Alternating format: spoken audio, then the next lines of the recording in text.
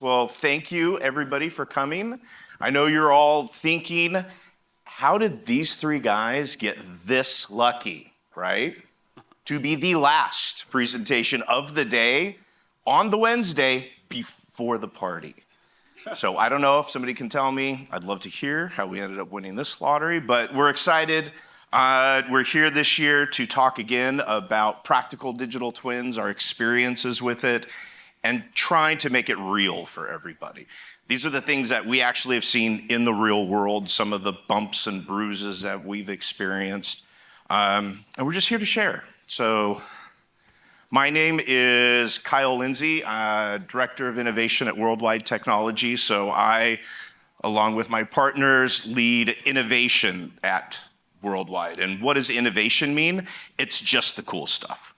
Robots come up, computer vision comes up, digital twins, metahumans, they come to us. We're kind of the crazy people that will, as my boss likes to joke, naked and afraid. You know what? Something crazy comes up, we'll jump in and do it. Yeah. It's a fun place to be. Yeah. My name is Brett Martin. Me and Mauricio Espin co-founded Another Reality Studio in 2013 and have been working on very similar projects, all based in Unreal Engine since way back when. R&D, innovation projects, trying to make cool stuff happen. A lot of that is on the business enterprise side. So we've explored a lot of AR, VR, digital twins, immersive technologies, real-time applications, how we hook in actual people's data. And so that led to a relationship with Worldwide about 3 years ago and have just been loving the action. You know, we've got a lot of fun projects and we'll get to talk about one today. And we have a friend here. Yeah, so hi everybody. I'm Jeremy Tripp. I'm the Director of Digital Experience for MLS's St. Louis City SC. And I can't wait to tell you why in the world I'm here, but my job is responsible for a lot of the technology that we put in our stadium. We're responsible for our mobile app. City is very well known for being tech forward. We're a very brand new franchise. We've only been in the league for 3 years, and we'll get into some of that momentarily. But just really excited to be here, and I, like Kyle mentioned, very happy that you all decided to join us for the last session of the day. How many people have heard of St. Louis SC, the new soccer team? Yeah, nice. It's awesome. MLS fans. Yep. Let's go. So our agenda for today, you know what? We're going to keep it light. We're not going to just dump on you guys for the last presentation of the day.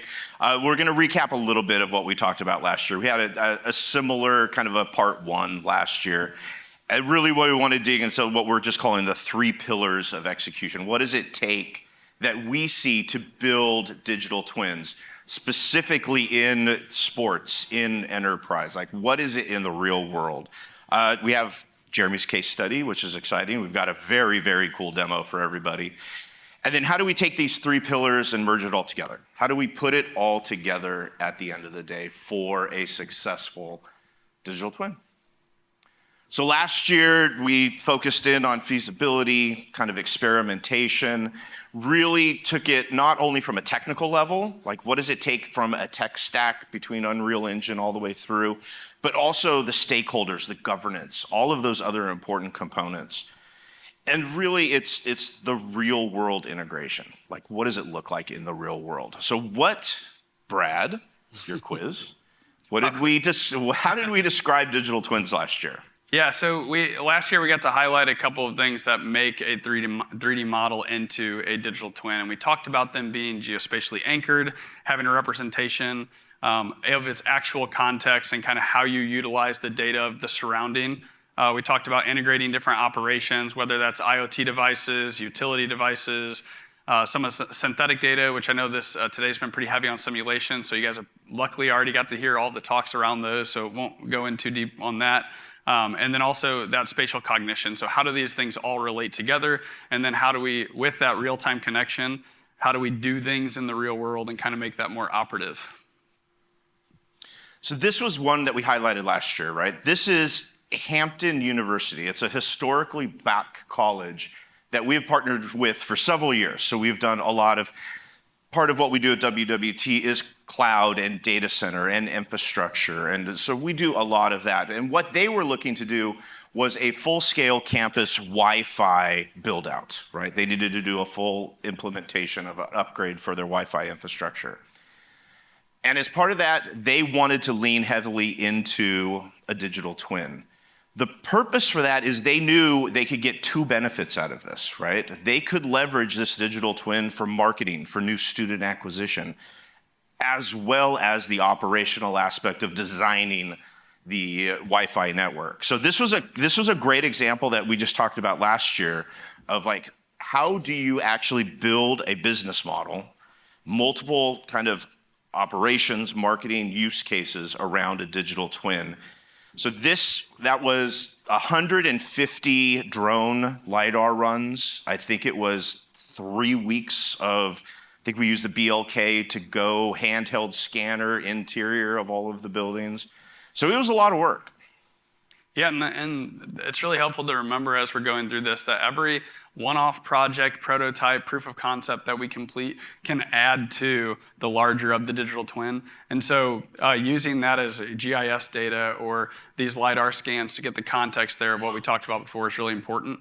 And going into another project that we talked about last year was a very large entertainment space with over 300,000 light fixtures that we had hooked into DMX control. And one of the main challenges was not being able to visualize the light shows, the efficiency of those lights, what should be turned off or on at any given time in real space context based off actual usage. So being able to showcase that and design in a space that wasn't even built yet before you could see it was extremely important. So we highlighted a couple of tools that we used through Unreal Engine that made that possible.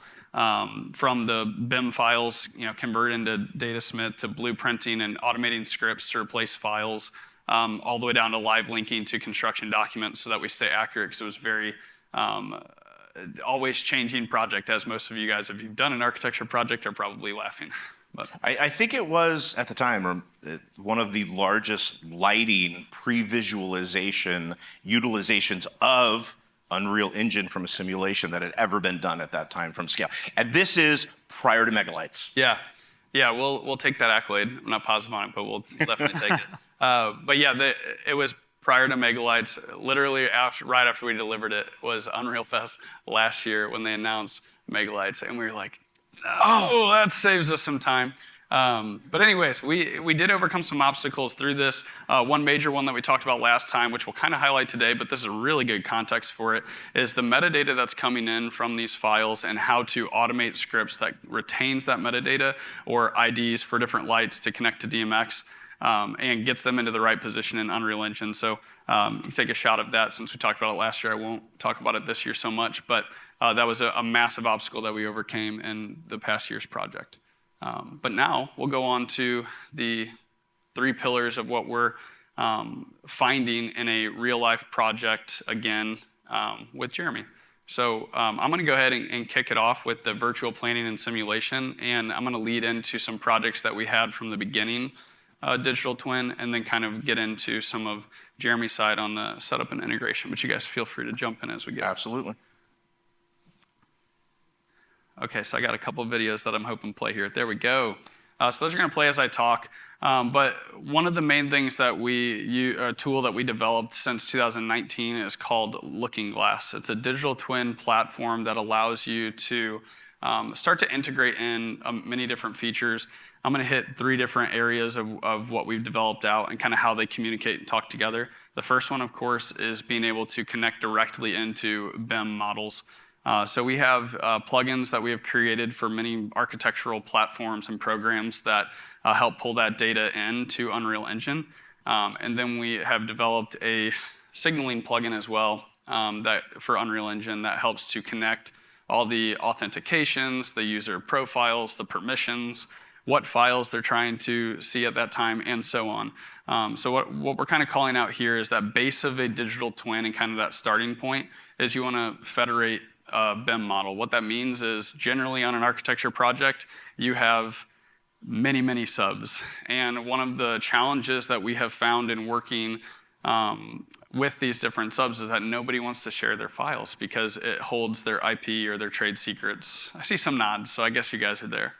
One thing that we were able to use the power of Unreal with, along with this backend that we've created in Looking Glass and signaling over to runtime uploads, is you can protect the IP and metadata behind permissions and profiles, but runtime import them into the same file, and then whether that's pixel streamed or a downloaded file, you can start to see them together. So this is the real-time versions of federating those BIM models. That becomes extremely useful, not only on the planning side where you can do clash detection, kind of make sure that all of the utilities are going to work together, but also can kind of start to see what other simulations and challenges you want to test before getting into the field and building. So a couple of points here as we go through is starting with 4D construction on those files as well.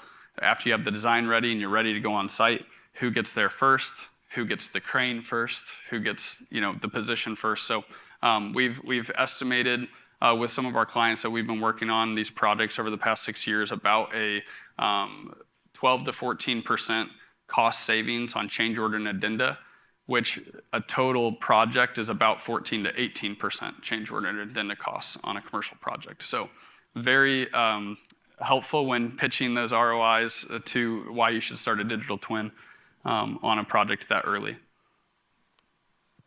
The other one is being able to do automation on some of those files. So as I mentioned before, BIM data has the metadata within it, oftentimes, depending on who you're working with, of course.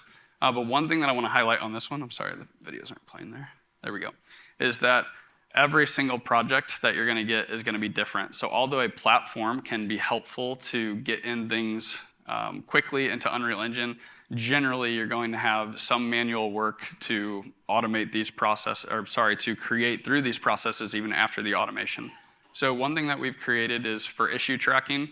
In that bottom video, what you're seeing is clash detection. It's circling where the utilities would be interacting with each other or causing a collision, an intersection that is we want to call out so that they can either turn it into an issue to track and finish, or they can approve it as something that is meant to be that way.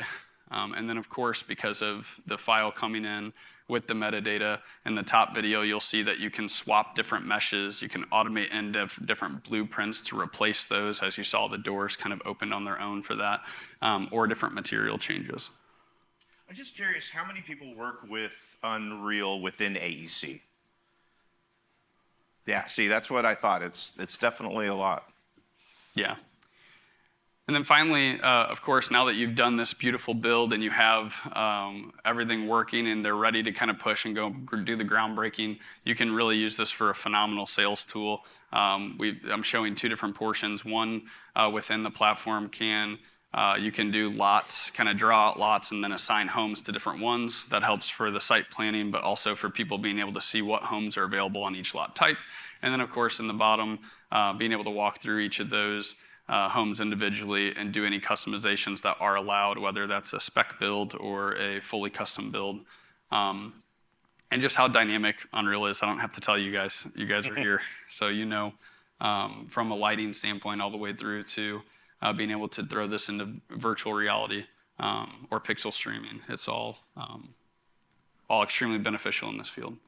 But we'll get into the fun stuff now, which is some of this stuff that we want to kind of start discussing in this talk, which is the ability that after you do that construction and you've started your digital twin and the as-builts are in and modified and you've done the scan of the surroundings, you can now start to operate your facility in real time and make data-driven decisions, which has crossed into many of our projects from manufacturing to residential and commercial and just the efficiencies of that, all the way through to sports and entertainment. So these are more ideas and concepts here that we're talking through. We've done a few of these with as we kind of go through this, but the one that we're really highlighting today and that we really want to talk about goes with Energizer Park. And I'm going to show a quick video and then let Jeremy talk about Energizer Park and its beginning, and then we'll eventually show that demo coming through. So we'll just show a quick snippet of if it goes. And we have a booth. We're showing this actually at the booth in live demos. And this is where the music plays when you have music. We forgot music, so just go like this with me.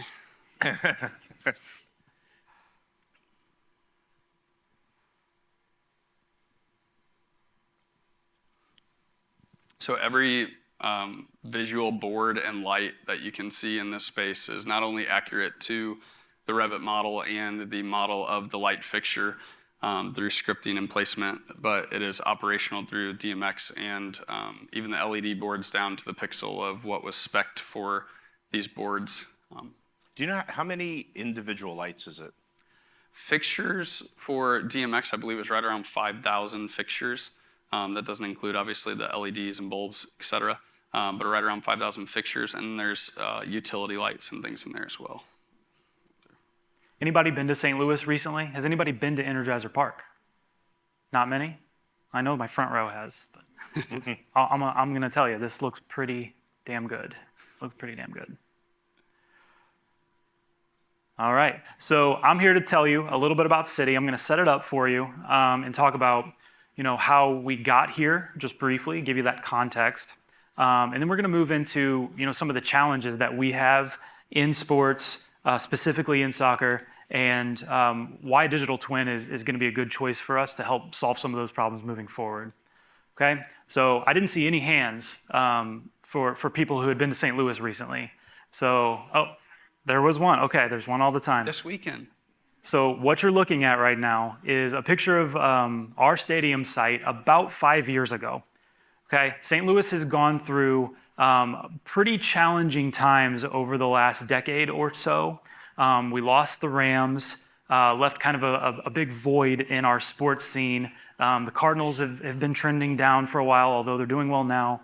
The Blues won a Stanley Cup, but then they've kind of slid down. So St. Louis as a region, not just as a sports city, has had some hard times, okay? So we're very much in the revitalization era of downtown St. Louis. So then, entered the Taylor family and Jim Kavanaugh. Jim Kavanaugh, obviously founder and CEO of Worldwide Technology. Carolyn Kendall, there in the pink, is our owner and CEO. We have a large ownership group, the Taylor family specifically of Enterprise Rent-A-Car. So these are families that understand technology. These are families that are born and bred and raised in St. Louis. They love the city of St. Louis, and they wanted to inject just massive amplification to this revitalization effort. So that's where St. Louis City comes in, okay? They took kind of a different approach to a traditional sports franchise. There's a little bit of a legacy project for them. It's not really about the dollars at City. They understand the value of technology. They toured the world looking for the best facilities in the world. And what we learned is that the best facilities often sort of feel like a stadium that came down from outer space and gets planted in downtown somewhere. And it's very unusual. It doesn't fit. So we took a very different approach. We appreciate art. We appreciate architecture. We appreciate the history of our town. We appreciate our food scene, the culture, the music, all of the above. So at City, what we're trying to build is sort of a love song to the city of St. Louis. And I hope that instead of talking to you about it, I can just show you the incredible fan experience with a quick video, if that's all right.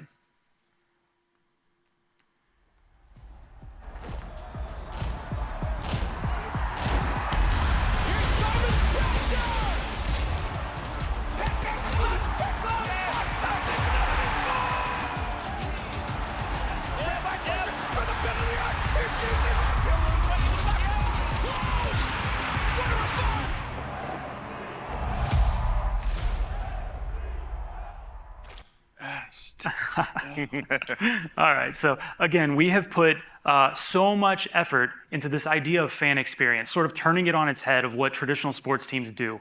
And the way we've done that is when we created our front office, we did not hire traditional sports minds. Not to say that's the wrong move, but we wanted a very diverse sort of group to build our team and to build our franchise around. So we actually hired from within sports, from without sports. We hired from within St. Louis, from without St. Louis. And basically, we went out and hired experts in their fields, okay? And like my background is in in retail and e-commerce. So I came from Panera Bread before this. Food and food operations is what I knew. I didn't know anything about soccer. Okay, I've since learned. I'm doing my best. But it was an uphill battle. I had to learn the problems and the challenges myself. We also brought a product mindset to sports, which is very unusual. You don't find a lot of product managers or folks who think product oriented in sports. It's just not done.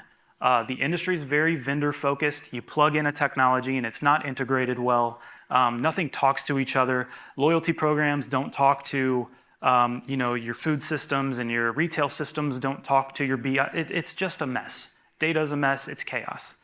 We said, no, we're not going to do it that way. So what we did instead is we introduced sort of that modern product management mindset into every decision we make. And in one of the ways we did that was through our strategic partnerships. Okay, and this is important because this is the reason we are able to do digital twins and digital twins effectively. We choose partners who, they're just that. They're partners. They're not vendors. They don't come in and plug in their technology and leave. We choose partners who are open, who want to partner with us and build with us and create new innovative tools together. And I think we'll go to the next slide here and I'll show you what that looks like for us. Okay? If I were to show you this list from any other sports organization, I promise you it will be 5 times as big as this. And that's just the way it works. Like I said, they hire sort of mercenaries to come in, do a job, and they leave, and none of the systems work together.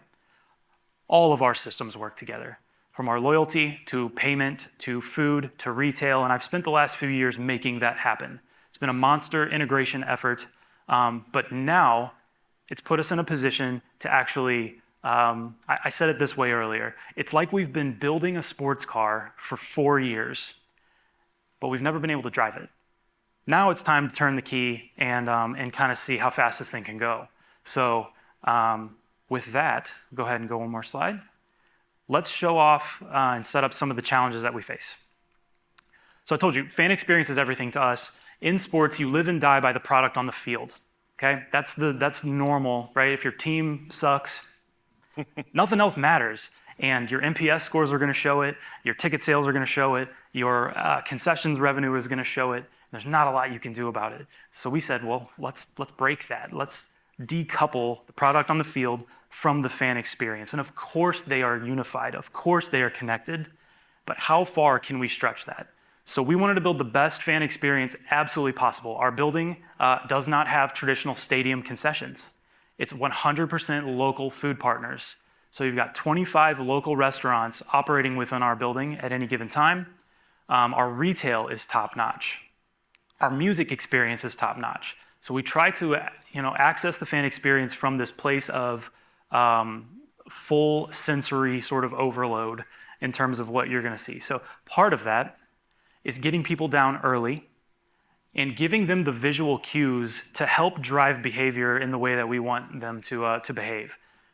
So what we had kind of developed was this idea of we need a cue to get people to their seats, okay? It's pre-match, people are out, they're talking on the concourse, they're buying food, they're getting a beer, what have you.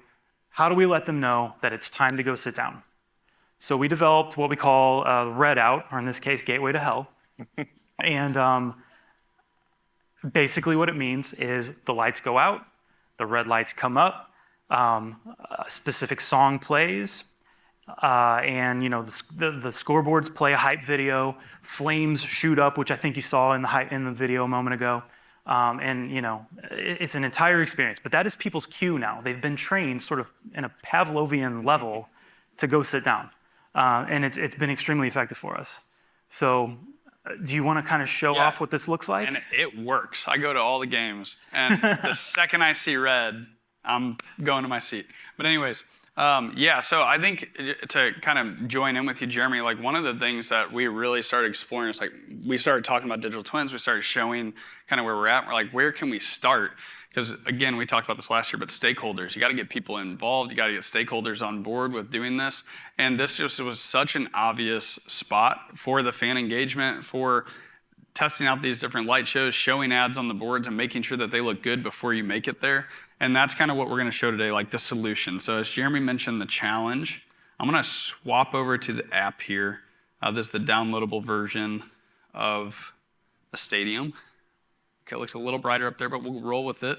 And we did map it to an Xbox controller just for this event because it's easier to fly around. But we now have, we are using Google Cesium as the map for this portion to start. We might do some scans for some of the current coming up projects, but we can now fly around the entire stadium and we can start to look at the different lighting effects and kind of how that's going to change based off how we want to design the light. So as I kind of zoom into this stadium here, you'll see we have one of the videos on the Jumbotron playing that is an actual video that played in the game. We have it right here. We also have some ways to control these things. So I'm just going to pop up this control panel. Depending on the time of the day, sometimes we have day games, right? You can pop it up to daytime. You guys know the dynamic lighting system, so we going too hard. But also how big of the shadows play an effect is something to consider, and how many lights we need on or off is something to consider. You'll see the lights up top with the drums there that we're going to play with the most. So I'll drop it down to a nighttime game, and then we'll start kind of showing kind of what it has. So with that Gateway to Hell, we've made it easy. We can just click a button. This is what it looks like when you come in. Maybe some different logos on the screens, but this is the city red that we have, and you can see the entire scene. This doesn't, when you're there, just the feeling of this is quite impactful. I can tell you, we did not have the digital twin when we developed this. Okay, just fully transparent. And I'll tell you, there were many late nights at the stadium because we couldn't do this during the day. So truly, it was 3 or 4 people in the booth testing things, trying things, getting cues just right. Literally there till midnight, 1 a.m., 2 in the morning, for weeks in advance, trying to nail this experience. And a digital twin could have done this in, I don't know, an hour. Well, and then the other interesting part, and you and I kind of talked about this a little bit, is the cost of turning on all of the lights and doing light testing like on an hourly basis. Yep. Is and don't forget, we're downtown, so literally light pollution is a consideration. We want to be a good neighbor to those around us in downtown. So being up at 2 a.m. shining the brightest possible red light that you possibly can. Our neighbors weren't thrilled. So yeah. Now I'm coming through Ultra Club here as well, which is an area that again kind of participates and has these LED screens above. They're actually transparent screens, which are pretty cool. They have like little perforated space here if I get close enough. See that kind of perforation? So you can actually see through them, which is pretty cool. I do. This is the one thing that I'm such an old school geek when it comes to Unreal Engine and real-time 3D. Just the level of fidelity that you get with these models to be able to go into individual nuts and screws and vent holes. Yeah. I've been doing this a long time. I still love it. And this look, one, I'm discovering new use cases for this model all the time. So right now you're in this premium space, Ultra Club is what we call it, Michelob Ultra Club. And this is a rentable space for our building, right? Special events are a key revenue driver for any given stadium. So this is a space now that, using this digital twin, literally with a drop down, I can take this to my special events team and say, here's what this looks like for a wedding. Here's what it looks like for a corporate event. Here's what it looks like for, a catered event. So there's any number of use cases, and literally coming up with one every time that I play in this tool. and just as we're talking, I'm kind of flipping through some of these ribbon boards as well. If you see this blackout in the middle, that's actually intentional for score, and it's always left off as the kind of scoreboard if you're seeing this. But we actually, a fun one, but we're on actual ads, we're working with showcasing them and finding what might be issues. So when we see that they seam up together and wrong with the video that we've come in, they can see that now in context. They can make the modifications and change it without even having to fire up the board and Yeah, go and again, this is a major problem for us where the interaction between our sponsorship group who's selling these ads with our sponsorship partners and our live experience team who are responsible for putting it up on the boards, today they literally have to take these files and go try them in the real stadium and find problems. And oftentimes there are problems, the way that the seams marry up. And this is about pixel perfect, where now we can pop in graphics, see what they look like, say, yeah, that seems pretty close, and then go try it and have a lot more success with that. And honestly, sponsors will love this kind of tool because they can see it in real life. They don't have to wait. It's not a picture. They don't have to come to the stadium. This is an incredible tool for that use case. And I think one of our developers put in a rolling Energizer battery around the whole stadium, which is one of the ads, kind of funny. I want to see the Energizer bunny just nonstop around the whole field, right? Just the whole time. But Yeah, I do. So going back to your point, though, Jeremy, I think that's an important one of the visualization, the sales component of it remotely. Yeah. Right? Because you have other teams coming to play. So that ability to be able to show if they have something that they want to add, right? Something they want to market, to be able to do that when they're in Boston, New York, LA, it's a very powerful tool. Exactly right. So you want to flip back to the presentation? yes, thank you. I can get stuck playing with this. Oh, I know, yeah. And I Appreciate imagine, the call out. I imagine we may come back to it, but. All right, so challenge number 2. I had some soccer fans in the room. Can anybody quickly tell me, how long is halftime? 15. Thank you, sir. That's right. And soccer is not built to sell concessions. The game itself, it's the beautiful game. It's not the Cracker Jack game.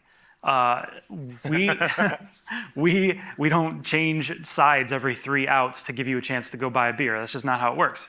The clock never stops. So the traditional model is that a soccer team sells like 90% of its concessions during halftime. That's a huge problem. We literally cannot sell to the capacity that we need to during halftime. It's only 15 minutes long. The result of that, fans are standing in line, they're missing action. People do not like to miss action. So we have violently attacked this problem of halftime, meaning we have tried to get people to order early, come to the match early, extend halftime in both directions, maximize throughput in both directions. But what that results in is this problem where we had massive concourse congestion, especially in year 1. Our main concourse, we had sort of over-indexed in really popular local partners. So everybody wanted to try those on the main concourse. We weren't getting enough people upstairs. And it was just really hard to get around. And that caused safety problems. It caused medical issues when we were trying to get staff to different areas. So all kinds of problems here. We have been very successful at moving people before the game. So our model is actually that about 60% of our sales come before a ball's ever kicked. That's fantastic, and we're absolutely leaders in that space.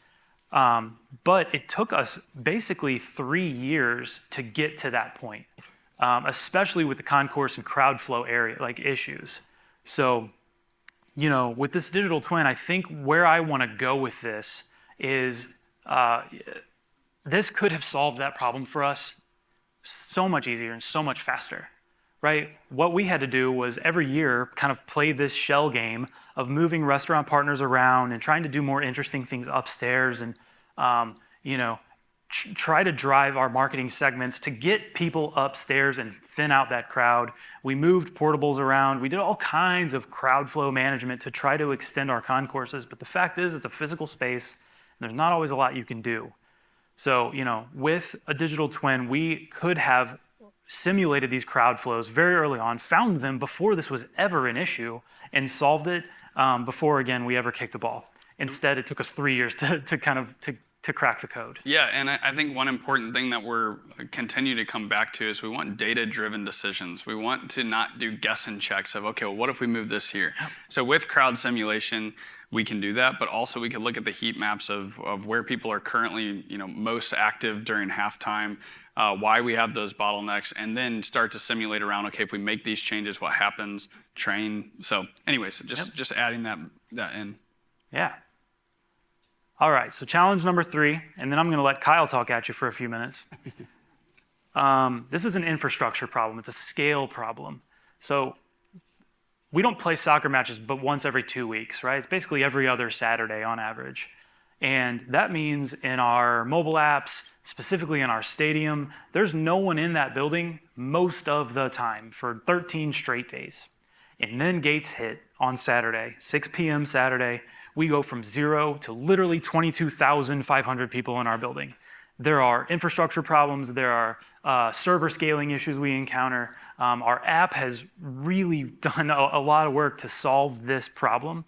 But again, this is a major issue in sports, and this is another one that our digital twin could have helped us crack much sooner had we kind of started this way. But now this is going to give us a tool in our back pocket to basically simulate and monitor these kind of problems in real time, all the time, so we can keep our kind of thumb on the pulse of network issues and these big infrastructure problems, scale issues that we typically encounter. So you want to kind of dive into some of that stuff, Kyle? Yeah, we can jump a little bit into that.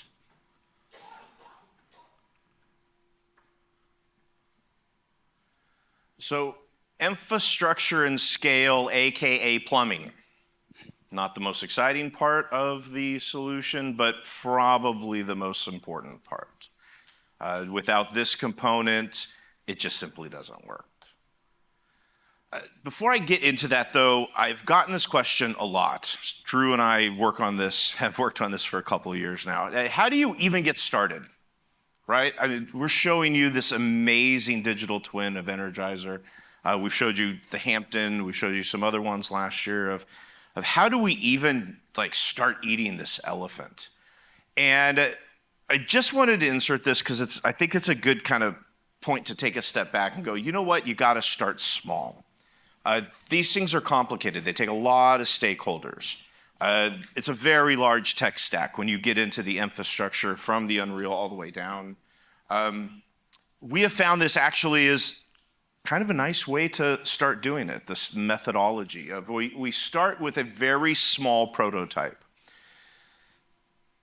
Doing something to the scale of Energizer, we would probably start with off-the-shelf assets, right? We're not going to fully bring in the Revit model, do the full modeling of the park. We're going to go to probably Fab, and we're going to grab something that approximates. And then we're going to do some kind of animation, not even simulated. We're going to keep it small.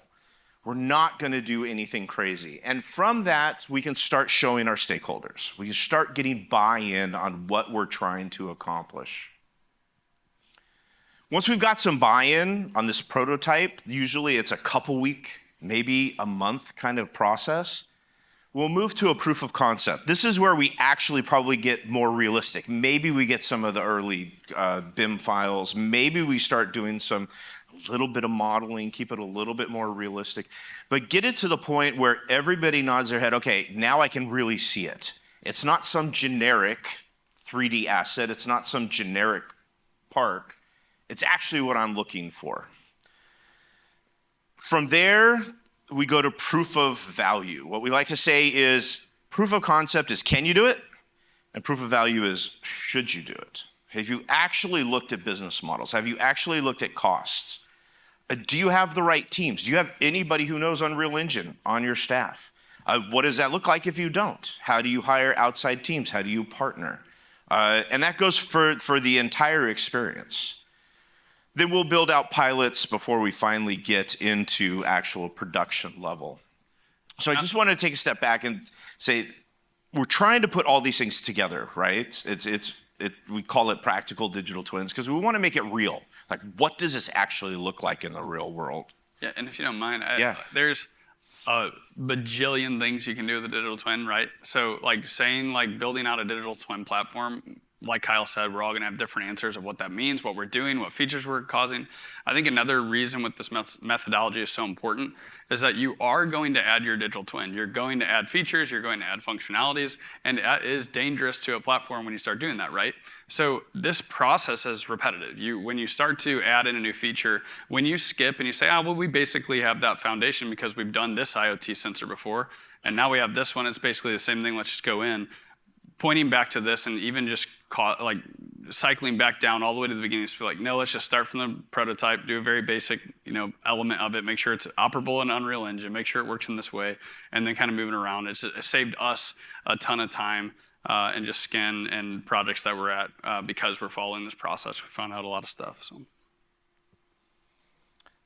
So infrastructure and scale, these are just things to think about, right? They're the plumbing. As I say, it's the boring part, but it's a critical component. It's making sure that what you're doing, that's why we start small with that 5P process of like, will it work in the real world latency? Going from one user to 22,500 users from an experience is rough. What does that look like from an infrastructure standpoint? It requires a very intentional architecture built. It takes a very intentional backend. It takes very intentional database connectivity, networking, security wrappers. All of these things should be part of your journey, and they should be part of the very beginning of your journey. And it's not just tech, right? All of us, for the most part, are tech, and we're great, right? Business owners don't care, right? They have very specific goals. They have very specific cost metrics that they're shooting for. So that has to be a marriage. There has to be alignment between the business owners and the technology owners. And it's a full stack, as I said. It's, as we're all familiar with, right? It's the suite that lives within Unreal, and all of the ecosystem with Unreal is just that very top layer. You need to make sure you go all the way down. You may need to make sure that you're connecting all the way through data layers, how you're actually connecting. What is the egress and ingress points? How clean is that data? What data are you using it for? It goes into, is it sensor-based? Are we actually going to implement some kind of sensor to it? Are we adding some kind of LiDAR, some kind of scanning, some kind of computer vision to it? How does that data get in? So now you get into buses and messaging. You get into integration, and eventually you're probably going to put some of this stuff in the cloud, and you're probably going to put some of this stuff in the edge, and you're probably going to put some of this compute on-prem. How do all that talk to each other? You cannot remove any one of those for a successful implementation. Every single layer of the cake needs to be addressed. And if you can't see it, it still doesn't work, because eventually it's going to break, and you're not going to know where it broke. So observability, monitoring, governance, they're a lot. They are intentional projects that shouldn't be taken lightly, but I would still argue the value is immense. Maybe you'll get lucky and get a client like Jeremy that has built this from the ground up very intentionally. Did you want to say anything about this and why you made the decision to do a lot of the homegrown? Yeah, I mean, so one thing I didn't mention is that we don't have just our stadium on our campus. We've actually got 3 training fields. We've got our training facility. We've got our HQ. We've got a retail store. So it's actually, it's an entire district. It's a neighborhood, basically, that is represented here. And we've been able to take advantage of the fact that we're new and that this was a new construction. And we have a full converged network across our entire campus. You can literally walk from the south side to the north side 32 acres away and never lose Wi-Fi connection. That is a base foundation that I can kind of take for granted today, but it's been very intentional because we didn't want to build an alien that landed downtown. We wanted to build something that was part of the city, and we wanted the technology to take a step back but still be extremely forward in our thinking.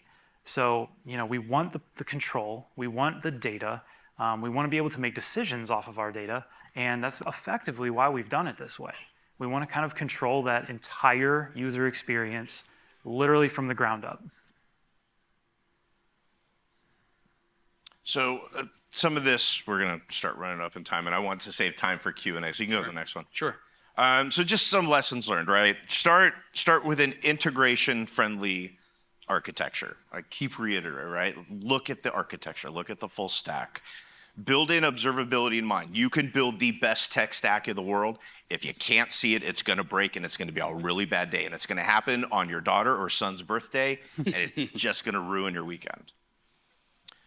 Make sure you're partnering across all the different teams and organizations, IT, engineering, marketing. Get buy-in from everybody. You want this to be a useful tool across the entire organization, because what's going to end up happening is you're going to build a really cool digital twin for the marketing team. And they're like, this is amazing. I love it.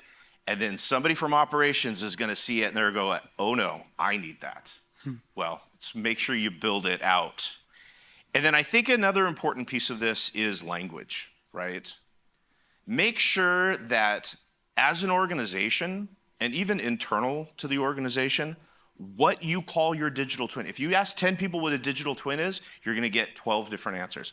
Everybody in here is going to tell you a digital twin is a different beast, right? Make sure you get alignment internally. Make sure when the marketing team says the digital twin is doing great at XYZ, the engineering team understands what they're saying.